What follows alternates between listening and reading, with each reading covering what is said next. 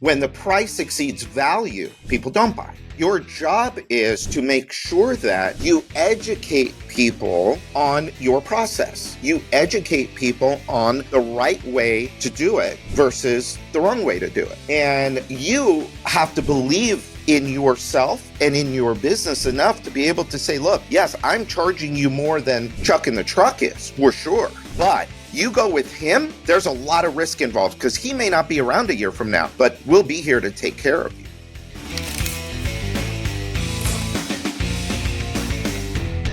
All right. Hi. Welcome to another episode of the Build to Win podcast, where we discuss tools and tech for the smart contractor.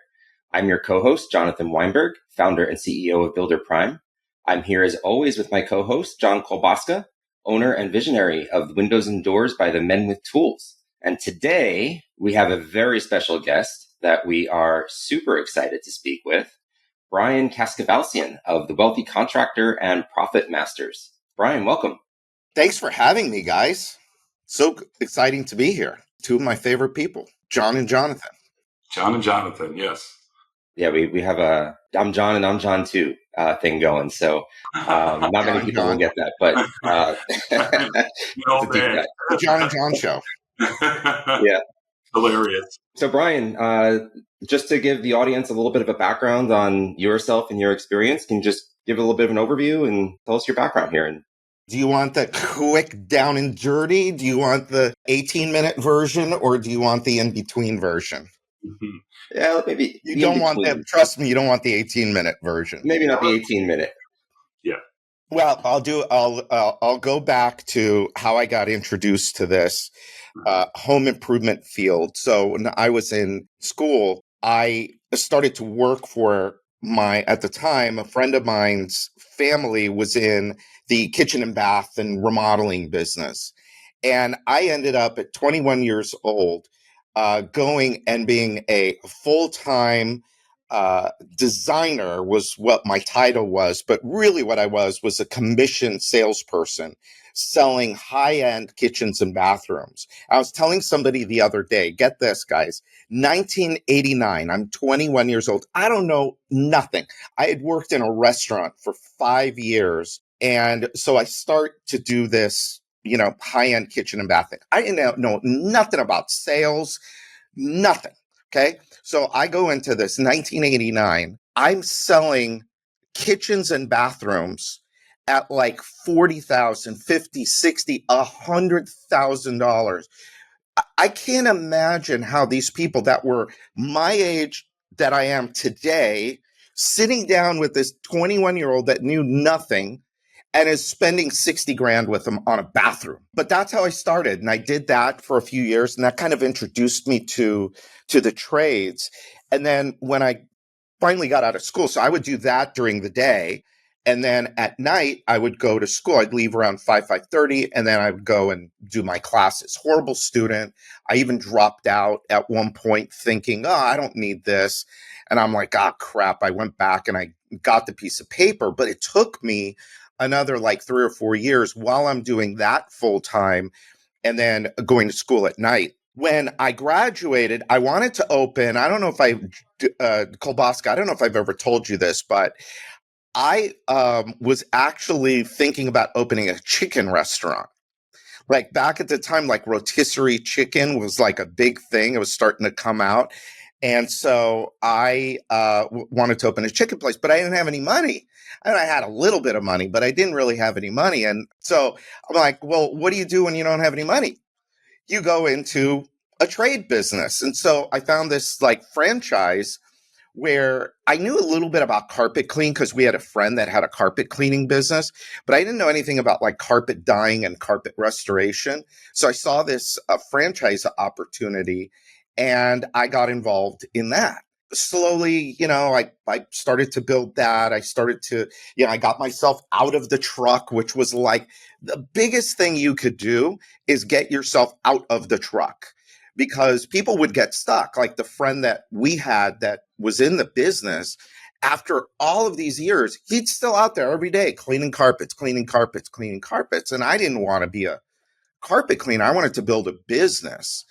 And so did that. I ended up buying the franchise that was next to me. That was what really kind of helped me start to learn how to bring on accounts and all of that. And then I started a complementary business a couple years later, where we did bathtub refinishing. And what's interesting is I never learned how to do the thing, which was refinish a bathtub, because I was going to be focused on building the business. And so I actually brought somebody in that I sent to training, and he was going to be the guy that went out and did the work and built the crews and all of that. And so I built that business up. That business actually did really, really well. We eventually transitioned into residential, and that's where I started to learn about step selling and selling in the house. That's a whole funny story. Guy with the toupee came in and, is holding up my ad and says, I can sell this. I can sell this. He was selling refacing for Sears. And I just was like, who is this weird guy? Home improvement sales guy. And I didn't trust him. So I gave him all my shit leads. Well, guess what? He's bringing back orders. He's bringing back orders on my shit leads. And my guy that's getting the good leads can't sell anything. So I built that business up. I actually sold that business and made money. I sold that business back in the day. I sold that business. I never really talk about it too much, but it was like all the money in the world for $400,000. Yeah. And that was like, wow, my God. And how old were you? What? It was not like 1999. So it's like 31. So you're rich. $400,000 at 31. Well, you're like, I made a lot of money. I made money. Yeah. I wouldn't say I was rich, because my goal at that time was to be a millionaire by 30. Oh. I wasn't even close. And then that business, so I got into the handyman business of all businesses. I got into the handyman business, ended up building that up. We became one of the largest companies in the country through franchising. And then I lost everything because I focused on the wrong things. I went into huge amounts of debt, which is stupid, and went into debt, and the whole thing collapsed around me. Broke bankrupt, lost my house, lost everything. I'm 40 years old. And I had this idea for a marketing business, because I was always really, really good at the marketing. And so I convinced my partner, Addie, that, hey, give me one more shot. I got this idea. I think we can do something with it. And so we started G4 Marketing.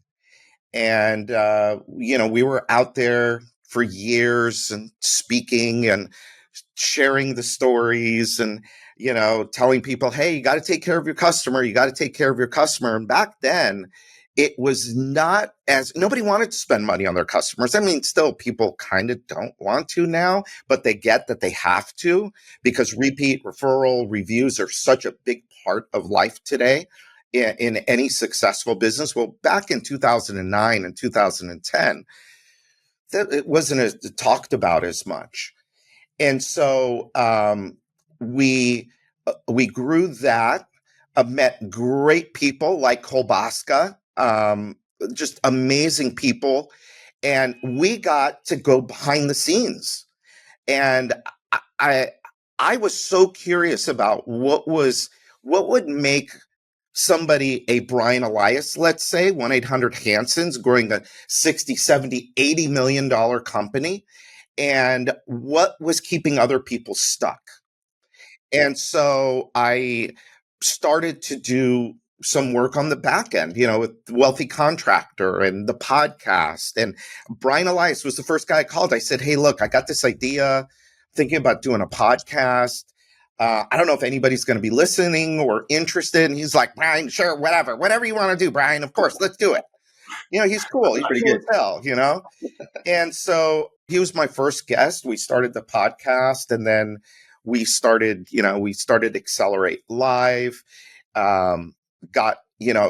started to meet all kinds of great new people. John, you came out of there, 2019.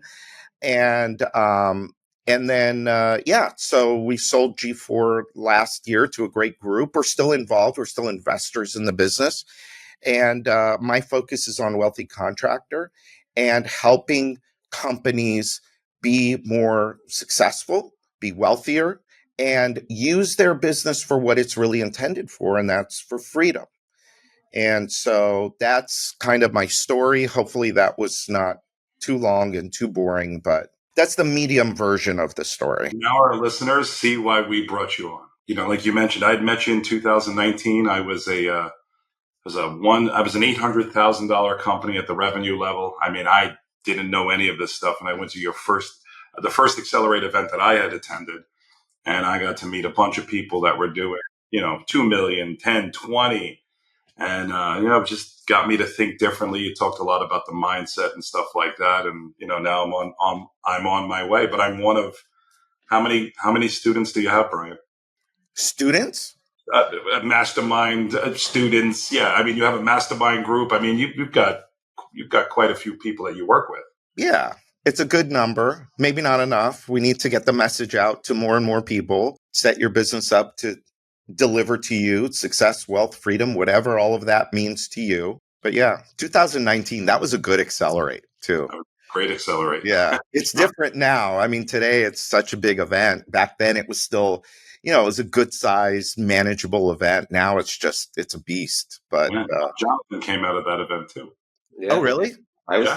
John and I were there together. Yeah. I was there with Men with Tools, and that's when I was working for John and his company. And we went together, and it was, transformative. But imagine where, both of us maybe would be if Brian went into the rotisserie chicken business. Can you imagine? Listen, you guys would have figured it out. One way or another, you guys would have figured it out. And that's so cool. Jonathan, I actually didn't know that you were with him at that Accelerate, but how amazing. I'm still like, it's still so cool to me how you go and you're working with Kolbaska in his business. And he was, I mean, the thing about Kolbaska is he's like, what is the best person in the industry doing? And let me go do that. Let me not mess around with trying to figure it out myself. And there you were sitting in the office while he's trying to figure all this shit out. You're answering phones, setting appointments on one computer, and on another computer, you're coding this new revolutionary new CRM system that that hadn't even been built yet, but you're in there coding it and building it. I mean, that is such a great story. Yeah. It's a lot of memories from that experience. Yeah. Those were good times. Yeah. So again, we touched on the different levels there, the 0 to 1, the 1 to 2, to 2 to 5. So when I had met you in 2019, I was an $800,000 company, right? I was stuck in that first level. I attended the event. I started to follow you, listen to your podcast. I learned a lot of the secrets, right, to get me from 800,000 to 1.9 the very next year. And then the year after that, 1.9 to 5. So we'd like to talk about those levels, right? Because that involved me thinking differently, strategically adding key employees, right? Adjusting my profit model. So let's go into that. Let's start at that, the company that's bootstrapping day one up to 1 million. What does that typically look like, Brian, as far as from an org chart? we know what it is. Me. That's what the org chart looks like. Mm-hmm. Yep. And, as far as the mindset, what is a typical owner there? Well, I think at that point, it's funny enough, I think it's excitement and it's survival at the same time. I'm so excited. I'm finally in business for myself. And then it's like, oh crap, I gotta make sales so I could pay for stuff and I could, maybe grow this business. And it's a place where people get stuck the most, is because, as you know, at that, million to about 1.3 million to 1.5 million is kind of the cap. And what happens is people get stuck selling, or they get stuck installing. Now, with the people that we're mostly around, it's selling. Because most of the people that are building like bigger companies come out of the sales side of it, not so much from the install side of it. And so they get stuck in that thing that they know best, and they're so good at it because they do it by instinct, and it's just built into them. But the problem is now, how do I go teach somebody else how to do that? And as good as anybody, you can't teach me to sell the way you do. And I can't teach you to sell the way that I do. And that's where a system comes in. That's where a methodology comes in. And that's where you've got to be disciplined enough to say, okay, yes, I know that I've got my own method, but I know that I can't scale my method. And so I've got to go and either develop a method I can sell, which was the way it was. I mean, probably 5 or 6 years before you, I'd say 10 years ago, 13, 14, it wasn't easy to go and get a system. You had to hire high-priced consultants, and, no offense to them, but you had to go hire high-priced consultants to put a deck together for you, a pitch book, and then charge them $5,000 a day, right? Charge you thousands of dollars a day, and come in, and we're going to do this and we're going to do that. But the tough part is getting the owner to realize you got to stop selling. Because you can only sell so much. You can only sell so much. That's why that limit is like 1.3 to 1.5, because now that's a full-time job. Well, how do you have a full-time job running leads and then another full-time job being an owner of a company? It's just too difficult to do. And that's why owners, they get stuck, they get trapped by their business, because it's like, oh my God, I'm for 15 minutes, I'm running this, I'm wearing this hat. And then, oh man, I got to go sell this lead because I got to make payroll on Friday. Now I got to switch and I got to become salesperson. And then after I run that lead, now I got to go back to putting out fires. It's a chaotic mess. You can make a decent living, but you're trapped. There's no vacation. There's no days off, because we start every day in this business at zero. So you don't sell something today, you ain't eating 2 months from now. This is true. So it's a trap. You get into the business wanting all these freedoms, and then you quickly build something around you where you have none of it. Isn't that incredible? But that's what the business will do if you allow it to. If you allow it to, it will take over your life. And unfortunately, too many people allow that to happen. So what does this start with? How does an owner that's stuck at this level change? You got to change what you think and believe first. I always start there. Is it a decision? Yeah. You got to think about, what is it that I want? What do I want to get out of this thing? And it's like people forget why they went into business. They're in business 5 years, 10 years, 20 years, and they forget why they went into business in the first place. And so if you went into business because you wanted to make money, because you didn't want to rely on somebody else, because you didn't want somebody to control your time and what you do, you got to go back and you got to remember that. And then, you got to make a decision and say, okay, hey, wait a minute. I started this because I wanted to live my life a certain way. And so what does that look like to you? Where do you want to live? How do you want to live? What kind of cars do you want to drive? What do you want to do for fun? Do you want to collect Mustangs? Do you want to go travel to Europe, for months at a time? Everybody's different. Everybody's got a different thing, but what is it that you want? And then from that foundation, now you got to build the business to serve those needs. What do you think, Brian, is the mindset of that person that's first starting out that's limiting them? Is it, are they thinking, oh, I'm just going to go out and I've done this for another company. I'm just going to go out and, do it for myself and everything's going to flow. Is there a little bit of ignorance in terms of how things work and what it takes, and not ignorance, but maybe naivete, in terms of, what it takes to do it? Or what type of mindset shift do you think, these people that are going out into business for themselves in this industry, what do they need to change about their mindset to be able to have the right the right start from the beginning and hit the ground running. Yeah, it's funny that you put it that way. They have to get out of their own way. They have to realize that there are other people out there that are going to do these things, maybe not necessarily better than them, but good enough at the beginning. At the beginning, it's got to be all about good enough. Now, when you're at, John's level, good enough is not good enough. But when you're first starting out, it's just got to be good enough. Yeah, maybe they wouldn't have closed that deal and you would have, but they're 100% focused on that every single interaction with that prospect. Unlike you, who's got 10 other things going on and all these other places I got to run to while you're with that lead, you'll skip steps in the process. They can't. You'll skip steps because intuitively you know how to position this so you can get a sale. But again, you can't teach that. That's why they need a step selling system that you can manage. And you can talk to them and say, okay, if you didn't sell that lead, talk me through the system. What did you do? Tell me from the minute you got to the door, walk me through the system. Now, that's how we used to do it. Now there's a thing called Rilla, where you could just have them record it and you can go back and now listen to it. Well, we didn't have that when I was coming up.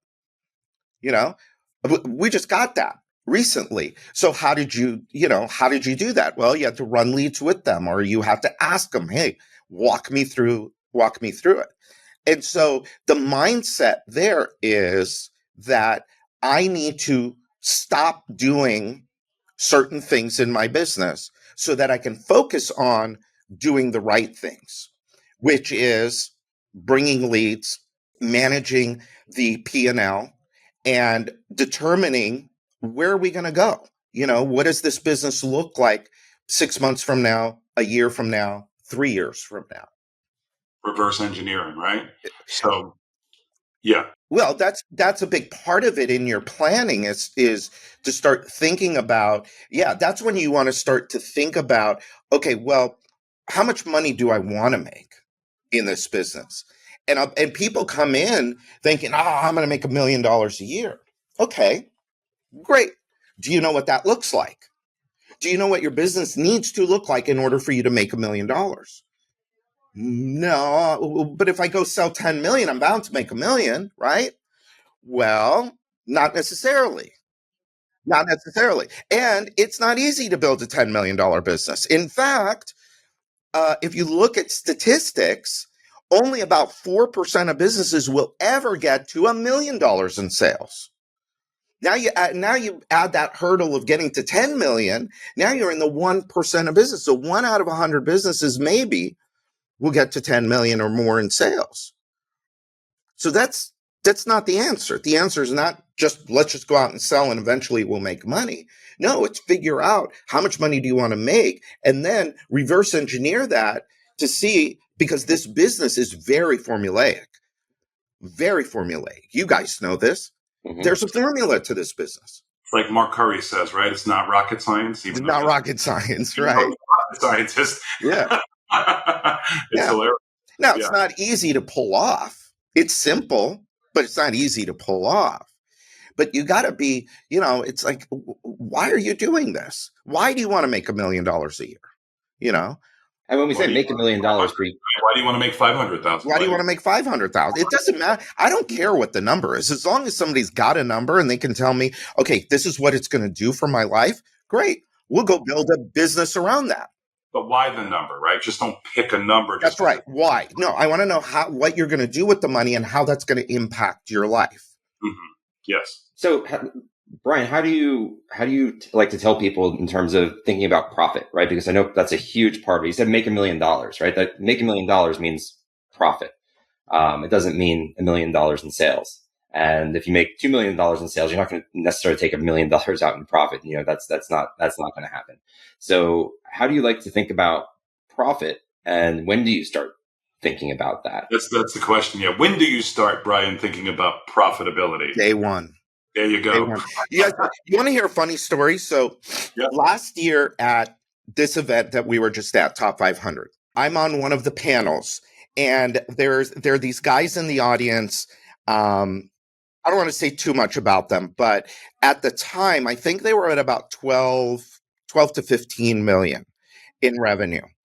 And they ask a question that's basically, when can we start making money? God, I wish I could remember. I got to go back to the tape because it was such a good question. It was like, we're growing our business pretty, we're scaling our business. We're growing it fast.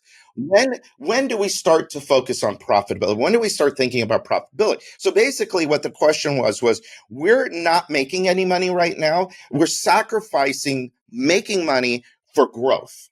We're scaling. We're scaling. We're not making any money, but we're scaling. Okay. Yeah.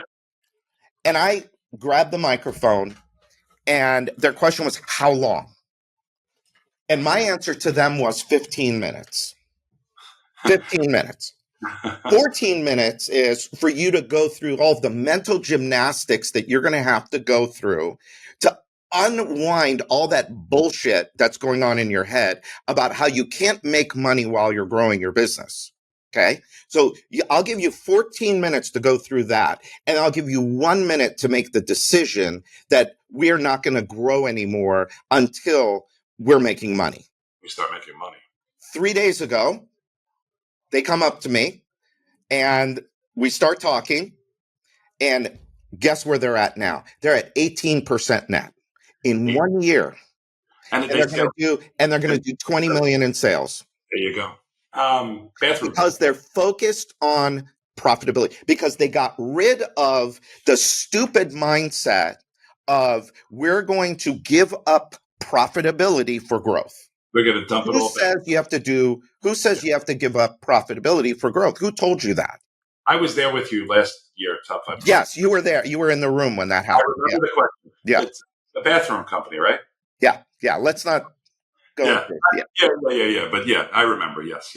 But I was so happy for these guys. You know what our conversation was? We talked for like 20 minutes. You know what our conversation this time was? All right, guys, now you got to learn how to be rich. Because you're going to bring in $3 million. Now there's a group of them that are going to split that up. And so, but still, that's a lot of money to distribute to partners. So they were able to scale. And they were able to grow, but but now they're actually making money as they're growing. Yeah. It's like, why? Why do you want to go to $10 million and go through all of the risk and the liability and the headaches and the hassles and the stress and the anxiety and all of that and not make money? Why do you think it is companies, especially when they're starting out, Brian, and you gave an example of a $12 million company, why do you think they believe that they shouldn't make money up until a certain point? Like, what is that in the mindset? I had thought that way for a long time. I mean, when I was sitting there, I was $800,000 company. I mean, I wasn't paying myself a salary. I was maybe writing a distribution check of $50,000 a year out of the company. I mean, it was a joke. I should have been working for someone else. Why? Because people, because all of us, my story about wanting to be a millionaire by the time I was 30. What I didn't focus on was, how do I become the person that's a millionaire at 30? Instead, I thought, well, if I just get good at business, the millionaire thing will solve itself. That wasn't true. That, at least not in my experience, it wasn't. Now, for some people, it's true, but it's a very small percentage. The majority of us have money issues. Our parents were not millionaires. In fact, our parents not only were not millionaires, they had pretty bad thinking around people with money.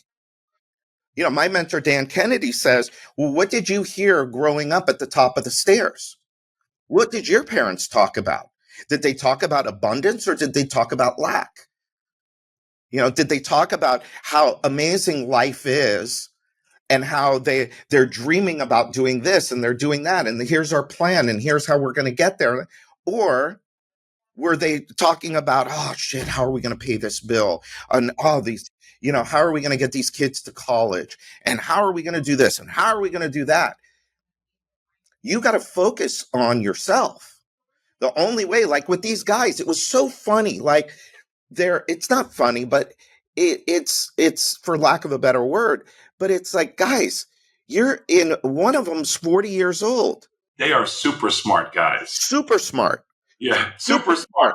Super smart, super nice, good, decent people, which is most of the people in this industry, by the way, which is why it just infuriates me when I hear people say stuff like that, because it's like, why don't you believe in yourself enough? Why don't you feel you deserve to make that kind of money? Why don't you feel like you're worth it? And that is a huge part of it, John, is that feeling of deserving it, of being worthy of it. It's always like, well, but when I get there, then I'll deserve it.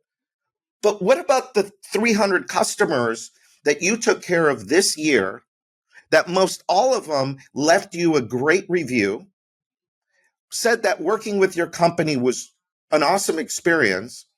What more do you need? They're the ones telling you all you need to know. If your customer tells you you're doing a great job, then you deserve to make a great profit. Mm-hmm.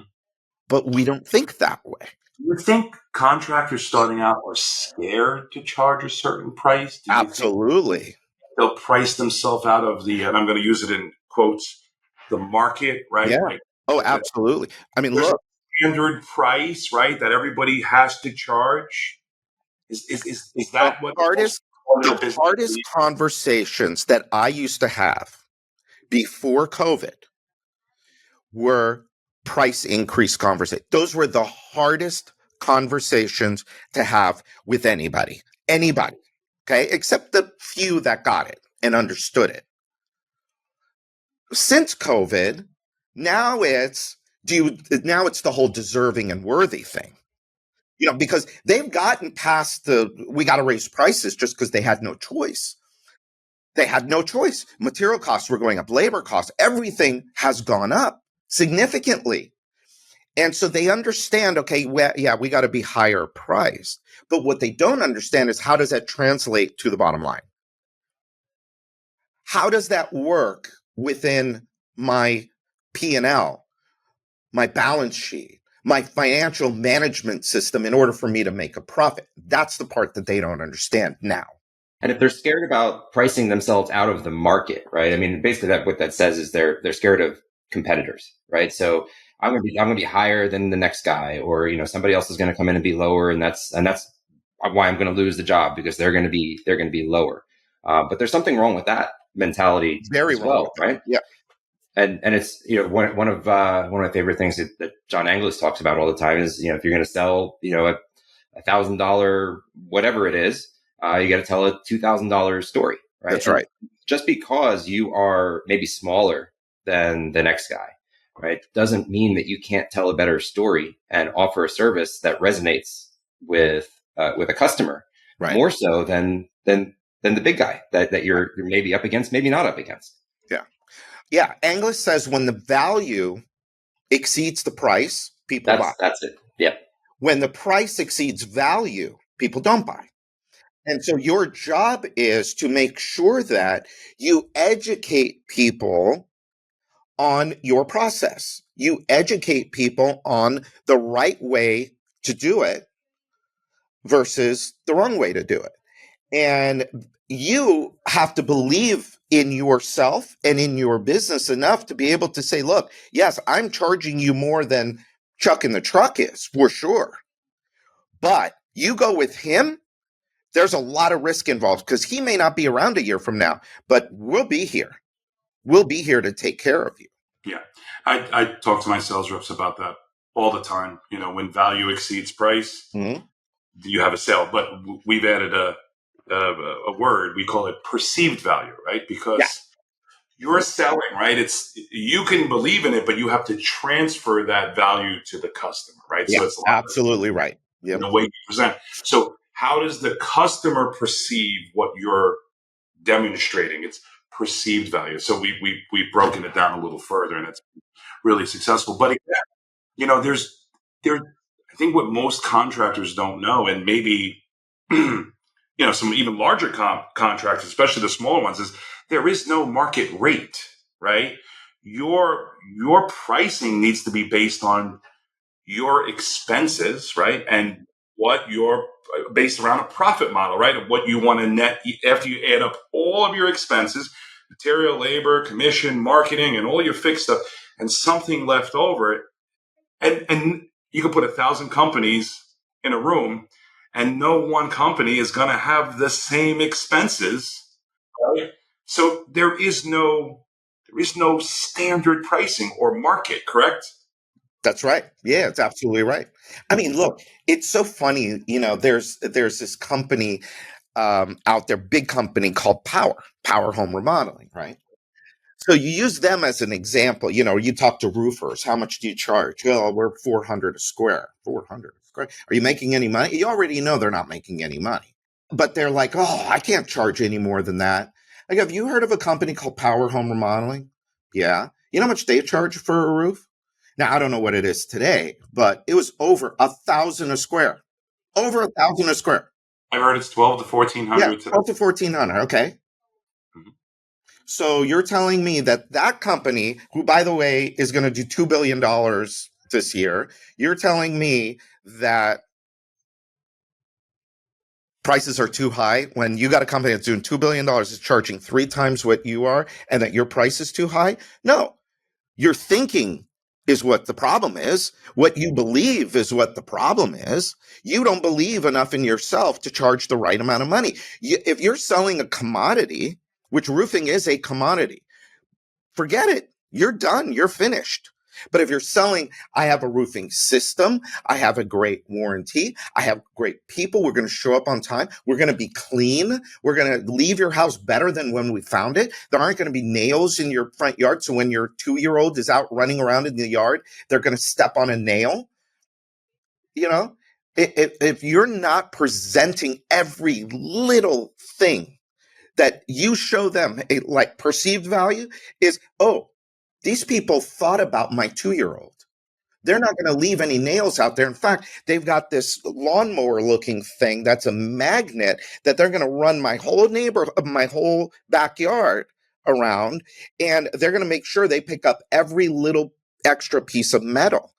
And now here's the thing, and sorry to cut you off, and I'll just say this part, is that a lot of companies use that thing. They use that thing, but they don't tell anybody they use it. You just said what I was going to ask. Yes. Yeah. And so they just think, well, everybody does it like this. Maybe, maybe not. But as part of you're going to go out there, you're going to look at the thing, you're going to give them a quote, you're going to put it in their mailbox, or you're going to email it to them, And of course, if you're emailing it to them, they're just going to go on lowest price, because all you're doing is just saying, hey, we're going to replace your roof. Here, $12,000. Where'd you build in the value? There's no value in that. Nothing. Yeah. You've got to sit across the table from them, and you've got to walk through and educate them on the process and let them that's one of the great things about Anglis's system. They're making all of the decisions. He's not making the decisions for them. He's not ramming a product down their throat. This is part of the problem. Go back to what keeps people stuck at $1 million, $2 million, even $3 million is this idea that, a one call close is jamming it down people's throats. No, not when you go to this John's company, or you go to one of Anglis's companies, or you go to all of our friends in the business. No one's jamming anything down anybody's throat. We're educating people. We're telling them, you have this option, you have this option. Which do you think is better for you? Let me go through all of the benefits and the features of each one. You tell me which one is better. Great. Okay, I want this one. I want this. I want this. Do you want us to do the lawnmower with the magnet on it? Yeah, okay, great. Yeah. We can charge less if we don't. Yeah. We'll take that out. Yeah. Yeah, and it's like you said, most of those companies charging $400 a square, they're already doing a bunch of those things, right? They're just not telling the customer. Yeah. They're showing up, writing an estimate on an envelope, emailing it, throwing it, and they're walking away. Right? And it's like I said, like you said, it's if that's all you're going to do, then what other Yeah. what other Do you criteria is know? there? Do you know the Schlitz beer story? The what? Oh, Schlitz Schlitz beer. Schlitz beer. I have, yes, but yeah, Yeah. tell me. So a marketing guy, was hired by Schlitz to go in and they were sales were down. They wanted to, do something. And so the marketer goes and says, walk me through your process. They walk through the entire factory. They go through the whole process. And we wash the bottles like this. We use this kind of specific kind of water. We use this kind of hops and whatever. I mean, on and on and on. And the guy looks at the guy at Schlitz and he goes, how come you're not telling this story? And he says, well, because everybody does it this way. And the guy goes, yeah, but nobody talks about it. So they implemented that. They used that in their marketing and Schlitz went to number one. Why? Did Incredible. the product didn't change? The story changed. The story changed, right? Yeah. So the profit model at the very beginning, right? Building in a proper, establishing a proper profit model, right? With a dropping, what do you say, minimum 15 to 20%? That's our ideal. Yeah. That's what we help people do is get to that 15, 20%. Mm-hmm. Now, how does that change as the company grows, right? So like that 0 to 1, like you said, the org chart is me. But to get typically that 1 to 2 million, you got to start hiring maybe one key employee or some staff, right? So as you're bringing on employees or a salesperson, right, or fixed on the fixed expense side, what needs to happen with that profit model? Do you need to account for those? Well, what's going to be the determining factors in how you pay for all of that stuff is your gross margin. So if you have enough gross margin, you can pay for the marketing that you need, the new overhead that you need. And so as that changes over time, so as we spend more on marketing and we spend more on people and overheads, what needs to happen? We need more gross margin. And so whereas when you were $1 million company, maybe you could do it on a 40% gross margin. You're not going to be able to do that at 5 million. Definitely not going to be able to do it at 10 million. And so your price has to go up. And when you understand how all of those things affect each other through a profit model, properly structured, properly where the accounting methods are done properly. It's crazy in this industry. We're not like other industries.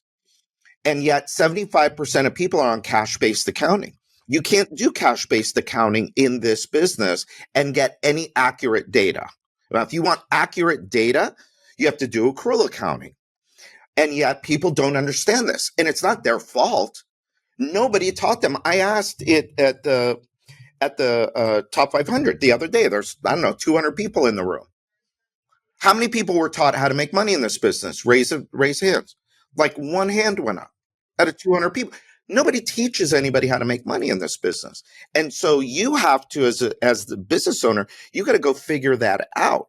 Now, there are tools now and that weren't available before, like what me and Mark provide. But you could still, even without me and without Mark, you could go to a John Kolbaska, you can go to a John English, you can go to a whole bunch of people and you can say, hey, can I look at your P&L? Charlie Gandell, the very first time I met Charlie Gandell, showed me his whole P&L.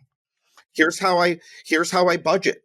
Here's how I forecast. Here it is, month by month by month. What this year looks like, and here's our net profit. I mean, it's planned for from the beginning. So there are people out there that are doing it right.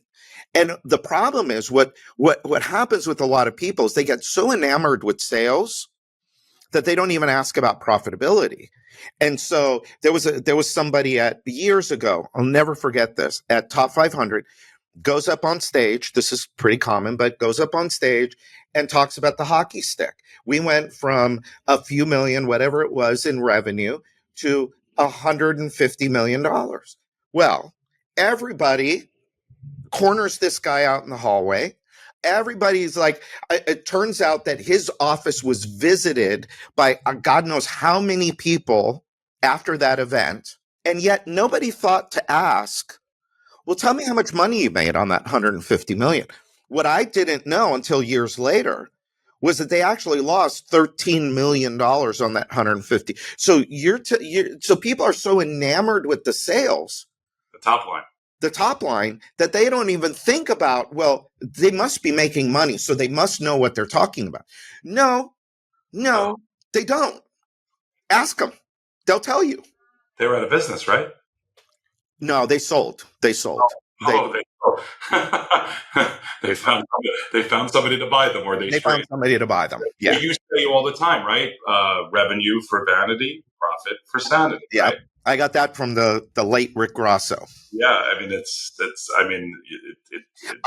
and John, God, I wish I had learned that when I was in my 20s and 30s. And we don't, right? Because in the 30s, you're running $1 million company, right? Yeah. $1 to $2 million. This is where you're kind of stuck, right? Yeah. In that, it's like you said, they don't teach these things, right? They don't. No. I say all the time to my bookkeeper or my accountant, the bottom line is the bottom line. When we sit down, we review the P&Ls every single month. It's like let's go right to the net profit, right?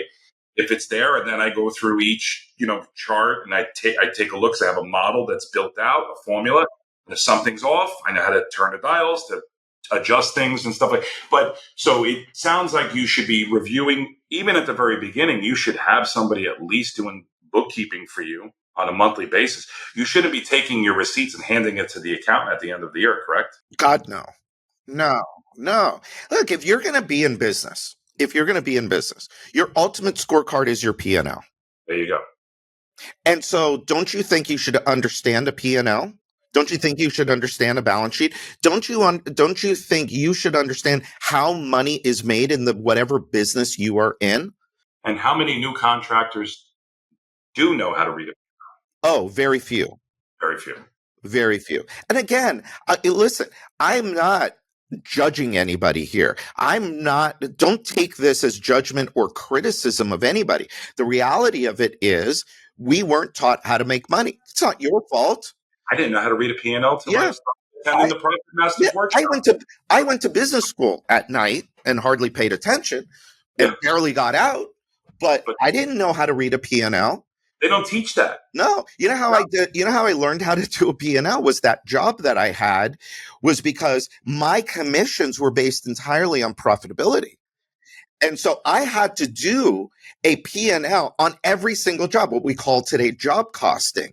I had to job cost every single job I sold. What did I sell it at? And what was the actual cost of it? What was the gross profit supposed to be? What was it actually? And that's what I got paid on. And so the only reason I understood it at the beginning was because of that experience. I didn't learn that in school. They didn't teach me that in business school. Brian, I did my first $5 million year. I didn't really know how to read a P&L. I remember. Yeah. And then the second year, that's P&L. Yeah. How would you suggest? And look, one of the things I've realized about success, and one of the real differences between people that are really, going to do well and people that aren't, is how quickly they learn and adapt. So if you are the kind of guy who's like, oh crap, there's a better way to do this. You're not waiting 3 months and 6 months and 9 months. You're within hours. You've made the change. I knew what a gross profit margin was. I knew what variable and fixed expenses were and what the net profit was, but I didn't know how to. Build out that model, right? Like I knew because you had said so. 15 to 20%. I created that number, but I didn't realize how all the numbers above that and how I could make little changes and monitor that on a monthly basis. So I wasn't monitoring it. Like even at 5 million, like these guys that are starting out, they take all their receipts, give the bank statements to the accountant, say, here it is. Oh, what do you mean? I owe money? I made money? John, it's shocking. Yeah. We do surveys before we do the profit workshop, and we've had hundreds of contractors go through that now. And we ask, one of the questions we ask is, do you get a P&L by the 10th of each month for review? And only about half of the people get a P&L. And then another, I forgot what the exact number was, but like another 30 or 40% only get it sometimes. Only about 10% get a P&L every single month. And of that 10%, I'm thinking if they're getting a P&L, probably, maybe 80% of them understand what they're looking at, maybe 20%. I'm not sure what the exact number is there, but it's not a high number.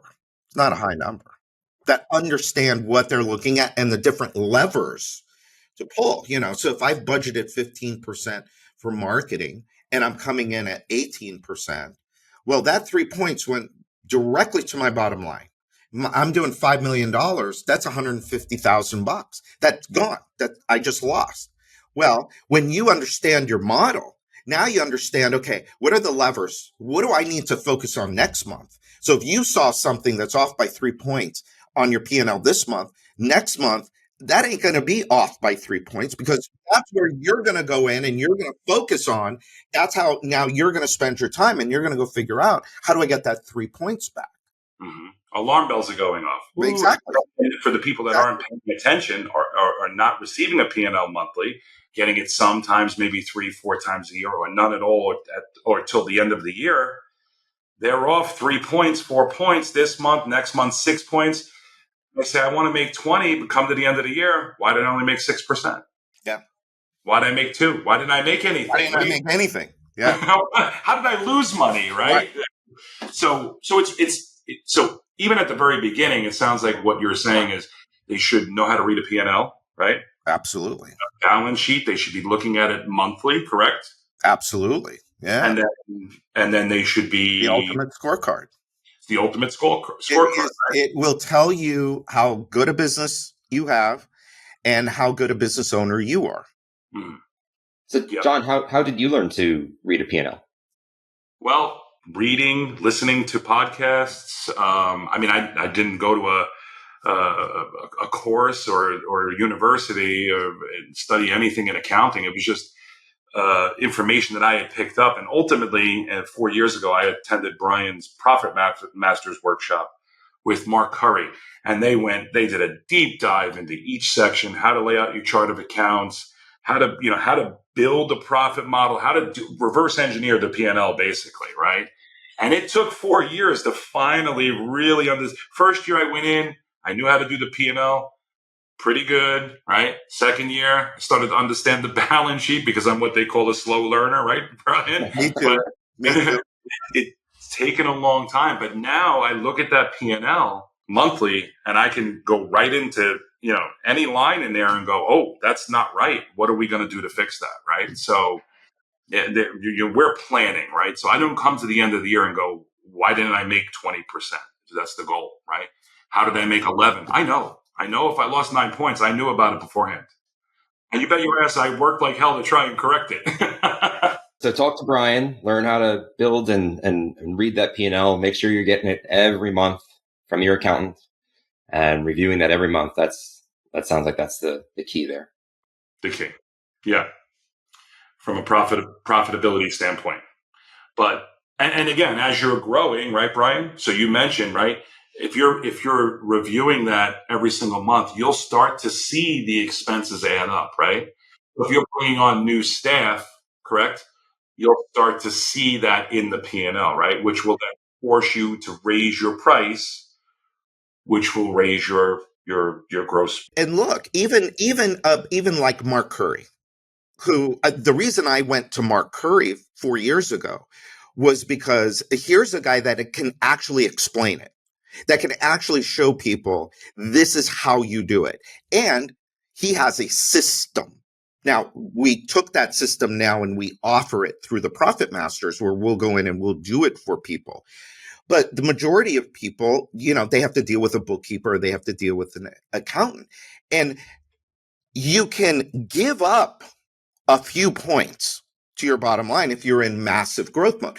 Even a guy like Mark, next year, they're adding a new product and they're going to grow pretty dramatically next year. Well, he's willing to give up 2 or 3 points. Mhm. He's not giving up his profit, all of his profit. He'll give up 2 or 3 points to fuel that growth.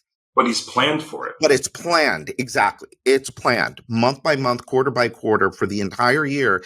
It is planned out. He calls it a FinOp plan, financial operations plan.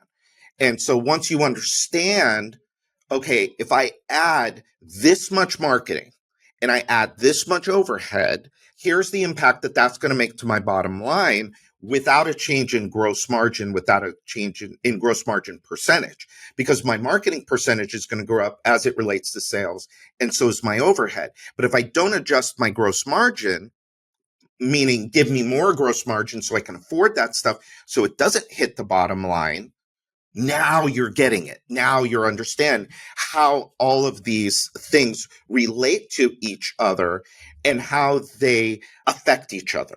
Yes. Yeah. Because when you're now you get it. Now you understand. Like you said, if you're off a few points this month, you're going to fix it now this month. You want to know as soon as possible. That's one of the things about I don't want to go off on a tangent, but that's one of the great things about EOS. Yes. Is we're meeting every single week. We have our goal for the quarter, and the very simple question: are we on track or are we off track? And if we're on track, great. If we're off track, all hands on deck. We want to fix it today, because if we don't fix it today, this week, we're going to not hit our quarterly target. If we don't hit our quarterly target, that has that effect. That, what do you call that? Downstream what? effect. Downstream effect. That is exactly the smart guy. Smart guy. The smartest guy. Smartest guy in the room. Contractors. He's the one that translates my dumb stuff into smart. This is why, John, I'm not a very smart guy. I'm a slow learner, but I'm surrounded by really smart people like this guy. You got to surround yourself with people like this. Yeah, even Brian, we're at dinner. Brian Elias, Mark Curry, Scott Berman, Chris Cunahan from Leave Home, and Brian Elias is like, this is the smartest guy in the room. This is smart, pointing to Curry. Yeah. All the home improvement legends there. That's but that says a lot about a guy like Brian Elias. This is another thing about really, really smart and successful people. They know who the other smart people are, and so. Hey, if I want to grow my business, the whole reason Brian, I shouldn't say the whole reason, we're all friends, but the minute we sit down to dinner, Brian's like, okay, he had his COO there, okay, for his new company, Refloor. His COO is there. Chris Cunahan is there. He's like, all right, Chris, how do you do that? He's asking a guy that's running $1 billion plus size company. Okay, how are you guys doing this? How are you guys doing that? Brian even got Brian sitting next to Chris, and Steve, who's his CEO, is sitting over here. And Brian got up and said, let's switch places. You sit next to him because I want you to hear this. I want you to take notes. And so how does that relate back to the $1 million person? Well, you surround yourself with these people, with smart people, and you go to great events like Top 500 or like Accelerate that's coming up in February. You go to these great events and you surround yourself with other people. It's shocking to me how many people sit home knowing that there's a great event going on with other home improvement companies, all talking about how do we get better. And yet I'm too busy to go. Sitting home alone on an island, right? Yeah. In an island. It's like, you're never going to be successful. You're going to sit at home trying to figure this out. And, leaving for 3 days is going to be so catastrophic to your life that, and so people get stuck on this hamster wheel month after month, quarter after quarter, year after year. People in business for 10 years that are still at that $1 million, $1.5 million and can't escape it. They can't get past it. I call it defying gravity, because you're going against everything. Every force of nature is trying to keep you grounded, quote unquote, grounded. Well, doing $5 million a year, $10 million a year, and making a 15 to 20% net profit is not being grounded. It is escaping orbit. It is escaping our atmosphere. And so that's why, to me, it's defying gravity. I mean, look at, Elon. His entire world is about how do we more efficiently escape gravity. These are all powerful forces. That shit is all happening inside of our heads. And the number one thing that holds people back, I'm absolutely 100% convinced, both from my own personal experience and my experience with hundreds of people, like you, John, is that it is so much about what we think and what we believe, because what we think leads to what we believe and how we feel about things. And those feelings and those beliefs lead to what we do. And we do those enough, now they form habits. So if you have a habit based in bad actions, based in bad thinking and bad beliefs, you're not going to get great results, like believing, well, nobody can sell as good as I can. Or a one-call close is, you're jamming things down people's throats. You're forcing them to buy. Blah, blah, blah, blah, blah. Home remodeling charging $1,400 a square is ripping people. Yeah, you're ripping people off and blah, blah, blah, blah, blah. Yeah, well, okay. Yeah. And that mindset starts I can't fix that. Yeah. That mindset starts on day one. I can introduce you to it. I can hold a mirror up to you, and I can ask you if that thinking and those beliefs are working for you.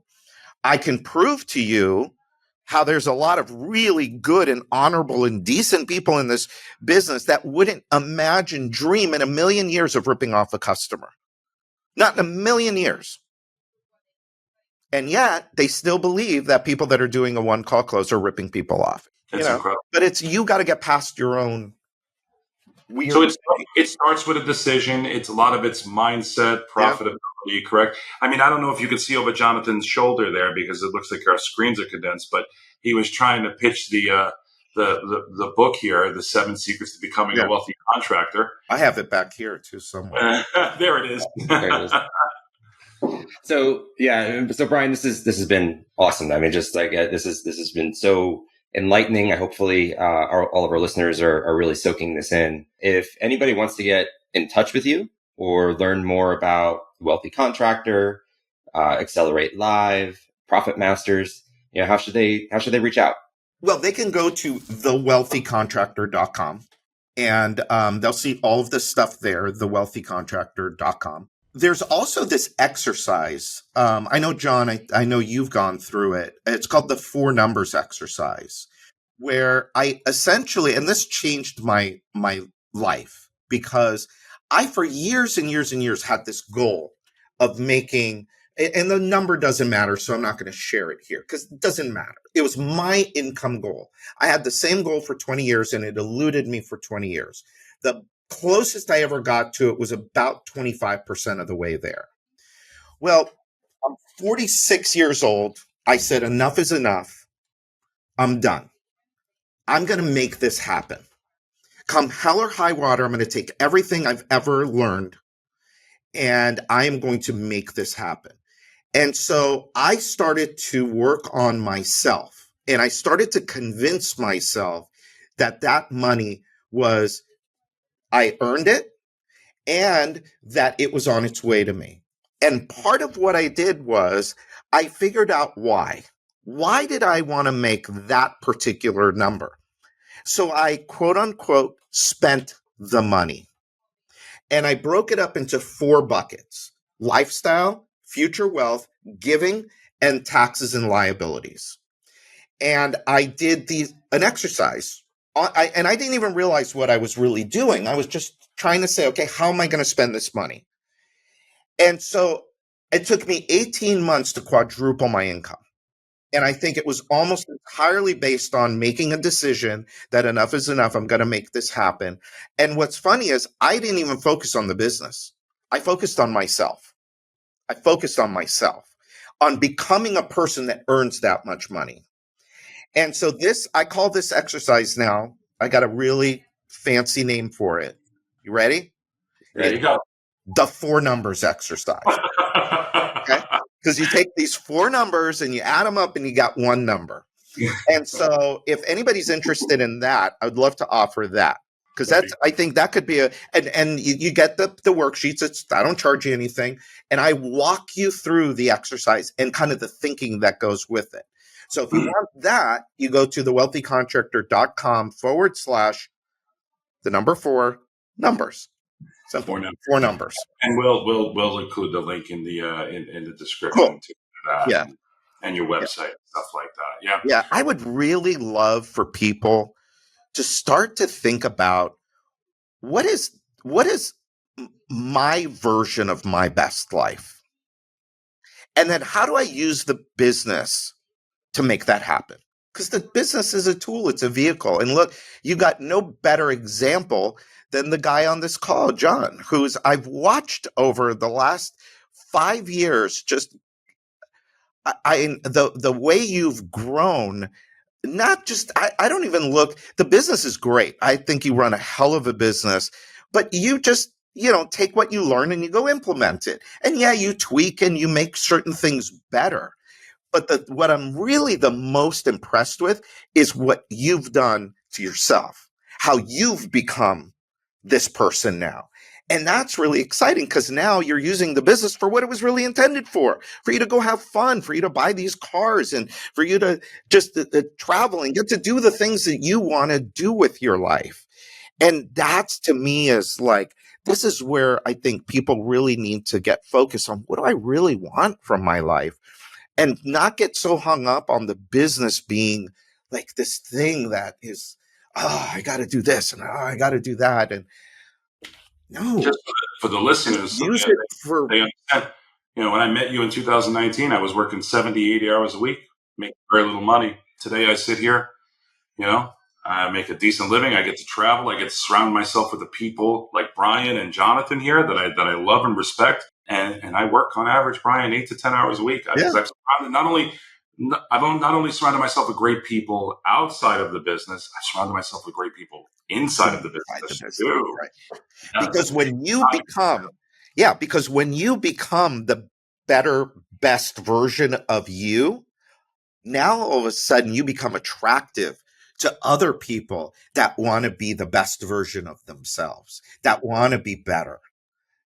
How many, you and I see all kinds of businesses where the owners are just, they're nice people, but they're a chaotic mess themselves and they can't keep good people. It's tough. And that's the thing that they got to work on the most is who am I being? How am I showing up to this? No, I highly recommend, Brian, your book. I know you have an offer on your book, The 7 Secrets to Becoming a Wealthy Contractor. Yeah. Tell our listeners about that. You can get that at the website. I'll buy the book. Yeah, but you just pay shipping and handling. I'll send you a copy of the book. I'm happy to do it. Plus a whole bunch of resources. There's a website you go to and just log in with the information from your book and you get a whole bunch of resources. Great book. I highly recommend you make the decision. You start there. A lot of the stuff we talked about, you read that book. It's there. It's all in there for you. The secrets are in there. Get you to think differently, get you to focus and realize, whatever it is, that version of your best life you want to live, that'll help you get there.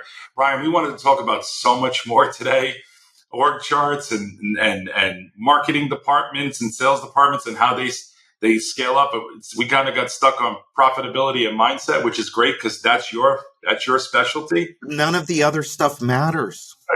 You're right. If you're not making money, none of the other stuff matters. If you don't have the right frame of mind, if you don't believe in yourself enough, none of the other stuff is going to matter. So, I'm happy to. Look, this is fun. I love hanging out with you guys. So if you ever want to do it again, I'm happy to do it. That's an excellent way to leave it off there. Brian, that capped the whole episode perfectly. But Brian, you've had me on a few of your podcasts, so I'm going to ask you back in the future. We'll go more into depth. We'll probably talk about profitability and mindset again, more in depth. Jonathan, do you want to add anything? No, this has been amazing. This was just this is amazing to listen to. And I love the mindset. I think maybe back in the day, I was a little bit more skeptical and like, okay, it's mindset. But it is, I'm a true believer. And I think this was amazing. And I agree. It's that almost nothing else matters. Yeah. Well, and you've done some stuff in the last few years that, mere mortals don't always get to experience. And that probably helped you on your pathway, because had you not adjusted your thinking, you wouldn't be where you are. You wouldn't be where you are today. And so I'm glad you see that, because I think that I think both of you guys have a great message. And it's kind of funny, Jonathan, you sell a CRM, but you sell so much more than that. And so I love what you guys are doing here. And I hope this blows up, and I hope a lot of people listen to it, because you're doing some really, really, really good stuff. You have to remember, Brian, Jonathan here sat in Accelerate 2019 with me. It had nothing to do with me. It had everything to do with... You had everybody do the 4 numbers exercise there. Okay, well, thank you. I appreciate that. But but also, the work is... Two students here that listened to you, followed your path, and have become successful. And that's why we have you as our first guest on this episode. Well, thank you. I appreciate that. Other people get the message, and obviously go to Brian's website at thewealthycontractor.com. Like I said, everybody, thank you for hanging out with us today for the Build to Win podcast. Jonathan and Brian, thank you. Thank you, guys. Thank you. See you next time.